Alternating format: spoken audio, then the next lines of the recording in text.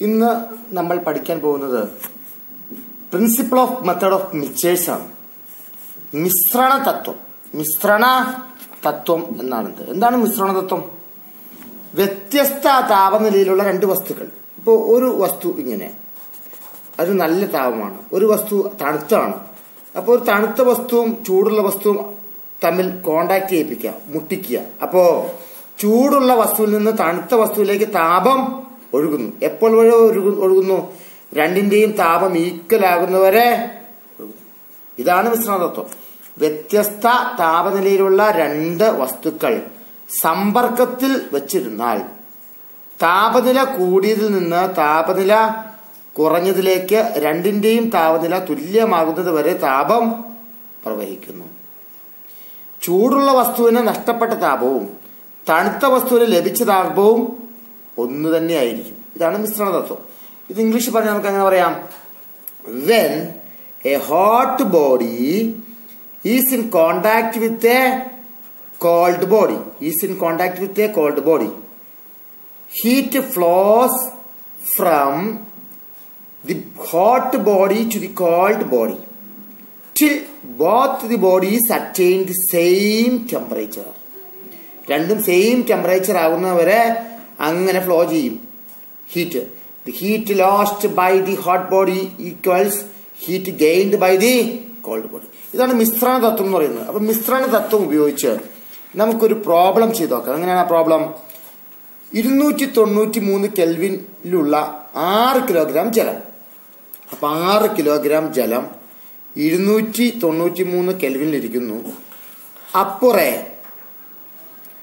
4 kilogram ചൂടുവെള്ളം, 4 kilogram ചൂടുവെള്ളം ഒഴിച്ചു ഇതിനകത്തേക്ക്. അപ്പൊ 6 കിലോഗ്രാം 293 കെൽവിനുള്ള 6 കിലോഗ്രാം ജലത്തിലോട്ട് 343 കെൽവിനുള്ള അല്പം കൂടി ചൂട് കൂടിയ 293 കെൽവിനുള്ള 6 കിലോഗ്രാം ജലം ഇവിടെ ഇരിക്കുന്നു.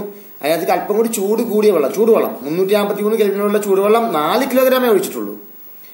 എങ്കിൽ പരിണിത താപനില എന്ത് ഒഴിക്കുമ്പോൾ പിന്നീട് നമ്മൾ വെച്ച് നോക്കുമ്പോൾ ആ താപനില എത്രയായിരിക്കും? അതാണ് ചോദിക്കുന്നത്. അപ്പൊ ഇവിടെ അറിയാം, തണുത്ത വെള്ളത്തിലേക്ക് ചൂടുവെള്ളം ഒഴിക്കുമ്പോൾ ചൂടുള്ള വെള്ളത്തിൽ നിന്ന് താപം തണുത്ത വെള്ളത്തിലോട്ട് ഒഴുകും. തണുത്ത വെള്ളത്തിന് ലഭിച്ച താപവും തണുത്ത വെള്ളത്തിന് ലഭിച്ച ഹീറ്റും ചൂടുവെള്ളത്തിന് നഷ്ടപ്പെട്ട ഹീറ്റും ഒന്ന് തന്നെയായിരിക്കും. അപ്പോ നമുക്ക് തണുത്ത വെള്ളത്തിന്റെ ലഭിച്ച താപം എത്രയാണെന്ന് നമുക്ക് നോക്കാം. തണുത്ത വെള്ളം 6 കിലോഗ്രാം ആണ്. θ1, അതായത് അത് ആദ്യം അതിന്റെ ടെമ്പറേച്ചർ എത്രയായിരുന്നു? 293 കെൽവിൻ. ഒഴിച്ചു കഴിഞ്ഞപ്പോൾ ഉള്ള താപനില എത്രയാണ്? θ2 എത്രയാണ്? 313 കെൽവിനുള്ള വെള്ളമാണ് ഒഴിച്ചത്. അതായത് θ2 313 കെൽവിനുള്ള വെള്ളം 293 കെൽവിനുള്ള തണുത്ത വെള്ളത്തിലൊക്കെ ഒഴിച്ചു. അപ്പോൾ താപ വ്യത്യാസം, ഹീറ്റ് ചേഞ്ച്, ഇപ്പൊ എന്ത് ഹീറ്റ് ചേഞ്ച് വരും? ചൂടുവെള്ളത്തിൽ നിന്ന് താപം തണുത്ത വെള്ളത്തിലേക്ക് ഒഴുകും. അപ്പൊ θ2 മൈനസ് θ1 ഈക്വൽസ് 313 മൈനസ് 293 സമം 20 കെൽവിൻ. 20 കെൽവിൻ ആണ്. അപ്പൊ നമ്മൾ ആ രണ്ട് വെള്ളവും നമ്മൾ താപ വ്യത്യാസം. വെള്ളത്തിന്റെ വിശിഷ്ട താപധാരിത നമുക്കറിയാം, 4200 joule kilogram raise to -1 kelvin raise to -1 kilogram raise to -1 kelvin raise to -1. അപ്പൊ ലഭിച്ച താപം നോക്കണം. ലഭിച്ച താപം ഹീറ്റ് ഗെയിൻ. തണുത്ത വെള്ളത്തിന് ലഭിച്ച താപം എന്തായിരിക്കും? MC തീറ്റയാണ്. MC തീറ്റയ്ക്ക് വരെ എന്താ എഴുതാം?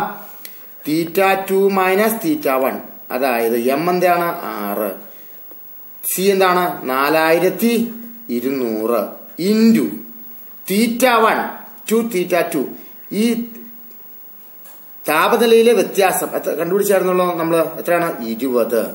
ഇത് 3 കൂടി ഗുണിക്കുമ്പോൾ 54,000. അതായത് 10, 10, 100, 1000, 14 ലക്ഷം. 5,04,000 ജൂൾ താപം തണുത്ത വെള്ളത്തിന് ലഭിച്ചു. അതായത് ചൂടുവെള്ളത്തിന് 5,04,000 ജൂൾ താപം പോയി, നഷ്ടപ്പെട്ടു. രണ്ടും ഒന്ന് തന്നെ. അപ്പൊ ഇങ്ങനെ മിശ്രണ തത്വം ഉപയോഗിച്ചിട്ടുള്ള ചെറിയ കണക്കുകൾ വരാൻ സാധ്യതയുണ്ട്. അടുത്ത സെക്ഷനിലോട്ട് നമുക്ക് ഇപ്പോൾ തന്നെ പോകണം. അടുത്ത സെക്ഷനിലോട്ട് പോകുന്നതിന് മുമ്പ് ഒരു കാര്യം പറയട്ടെ.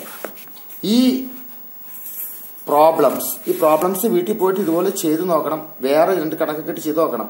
നാളെ ഉച്ചയ്ക്കാണ് പരീക്ഷയുള്ളൂ. ഇപ്പൊ രാത്രിക്ക് ഒന്ന് ചെയ്തു നോക്കാം. ഫിസിക്സ് എന്ന് പറഞ്ഞ് ശരിക്കും പഠിച്ച ഒരുപാട് നേരമൊന്നും വേണ്ട പഠിക്കാൻ. ഒരുവിധമൊക്കെ അറിയാവുന്നതാണ്, നിങ്ങൾക്ക് ഡെഫിനേഷൻസ് ഒക്കെ അറിയാവുന്നതാണ്. അറിയാൻ പാടില്ലാത്ത കാര്യങ്ങൾ മാത്രമാണ് ഇപ്പൊ ഈ വീഡിയോയിൽ നിന്ന് നിങ്ങൾ പഠിക്കുന്നുള്ളൂ. അതുകൊണ്ട് രാത്രിക്കൊക്കെ ഞാൻ വീഡിയോ ഇടുവാണെങ്കിൽ തീർച്ചയായിട്ടും കാണുക. നാളെ നിങ്ങൾ പോകുന്നതിന് തൊട്ട് മുമ്പ് വരെ ഞാൻ ഇട്ടുവന്നിരിക്കുക, നാളെ തീരുള്ളൂ. ഇനി കെമിസ്ട്രിയുടെ ഇടണം. അപ്പൊ എല്ലാവരും സബ്സ്ക്രൈബ് ചെയ്യാത്ത ആരെങ്കിലും ഇത് കണ്ടുകൊണ്ടിരിക്കുന്നുണ്ടെങ്കിൽ സബ്സ്ക്രൈബ് ചെയ്താൽ അപ്ലോഡ് ചെയ്യുന്ന സമയത്തിന് നിങ്ങൾക്ക് ആ വീഡിയോ ലഭിക്കുന്നതാണ്.